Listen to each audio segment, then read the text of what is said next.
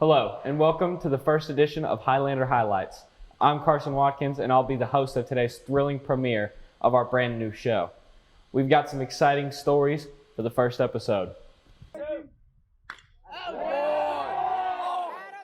After an unfortunate loss in the Hoosier Hills Conference Tournament to the New Albany Bulldogs, the Highlanders are right back to games, preparing to compete and bring home the program's 15th sectional title.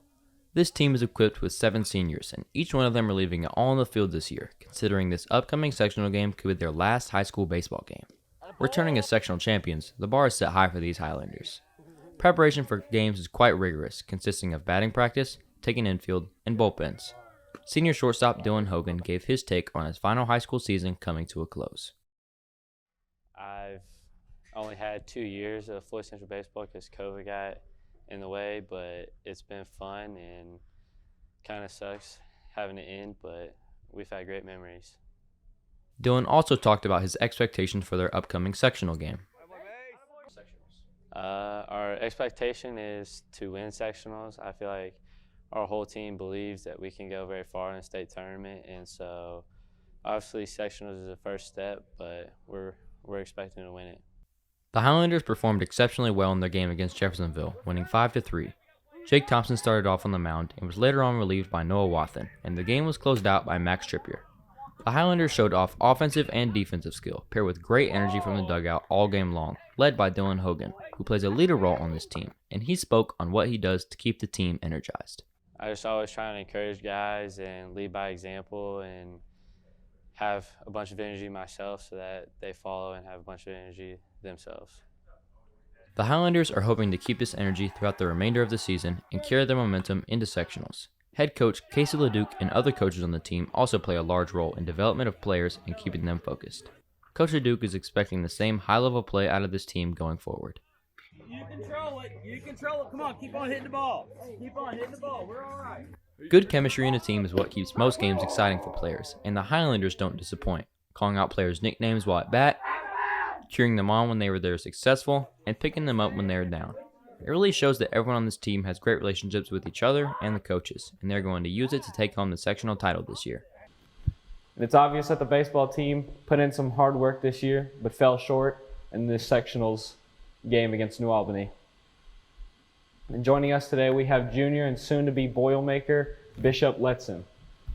Now, what made you want to become a Boilermaker? One of the biggest things for me is I loved the coaches when I went up there. I love Coach Goff. I love Coach Marks. We got along really well. And their facilities, I mean, they're top 10 in the nation. So I fell in love as soon as I got on campus, to be honest with you. Yeah. So.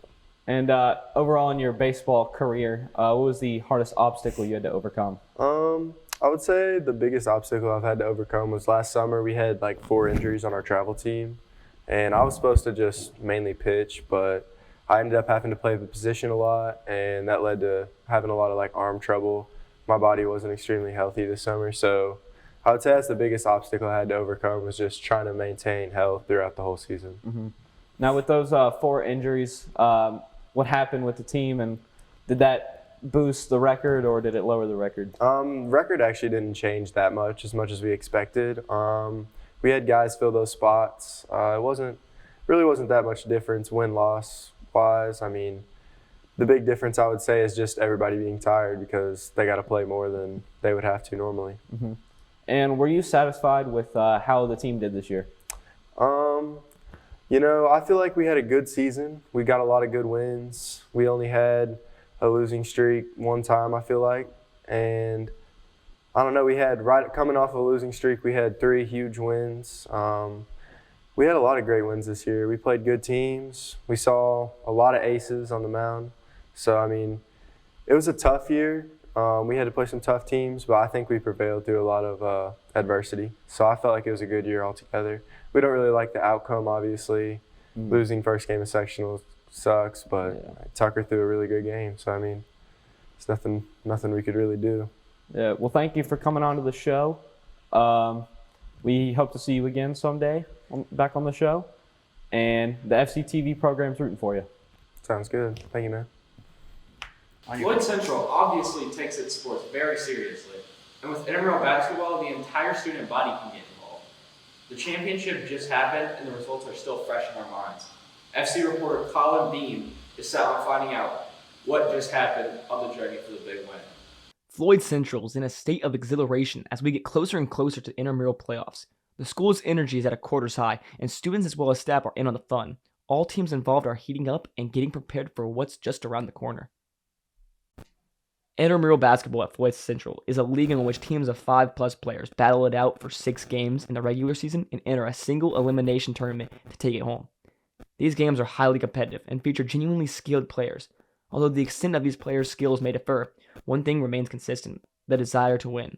Nobody wants to lose, especially not senior Will Fisher, a student at FC and the head of an undefeated team.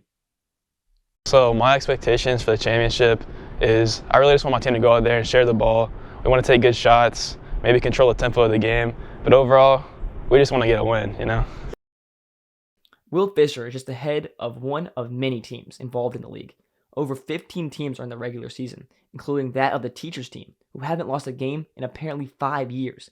Obviously some adult dominance, but it's impressive nonetheless how they fared throughout the eras. Jackson Dunn, the captain of another less fortunate team, had a lot to say about the prospect of being a leader to his team. It's just same as being another teammate, just your name's on the board, but you gotta rally your team together every once in a while. Obviously, Jackson has a humble onlook to his position as a leader for his team, and he has big plans for his team involving them in a very punishing road to the championship game. This championship game is going to be an interesting sight, filled with crushing losses and overwhelming wins, but in the end, only one team can come out victorious, and something tells me it's going to end with a swish. It definitely got intense near the end, and with so many people involved, how could teams not be in such high efforts? Now with me here today, I have intramural coordinator Chad Clooney. Now, what made you want to start intramural basketball? Well, we've had going on here at Floyd Central for a long time.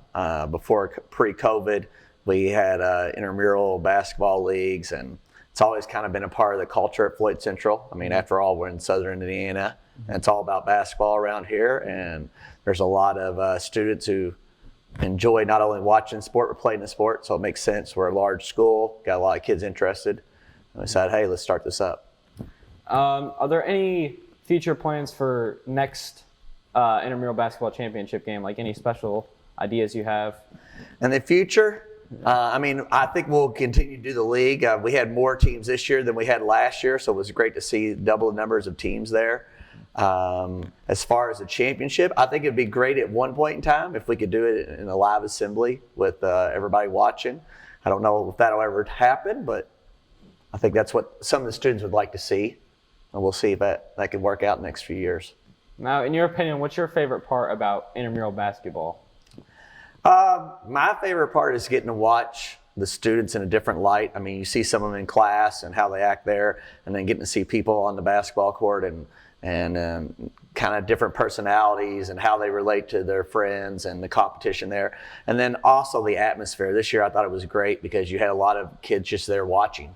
It wasn't just a team playing a team, so you had all these people cheering and kind of getting into the games, and it makes it feel like an actual real game. So I thought that was a great piece of it as well. Now, with the entire student body being able to get involved, there's obviously going to be some trash talk. So is there a way you plan on getting rid of it or lessening it? Well, that's a difficult, challenging task, no doubt, and it seems to become more so. I mean, when you have that many kids around watching and either hyping up one side or booing another side, and people make shots or people have a defensive stance, then there's definitely some trash talking that goes on.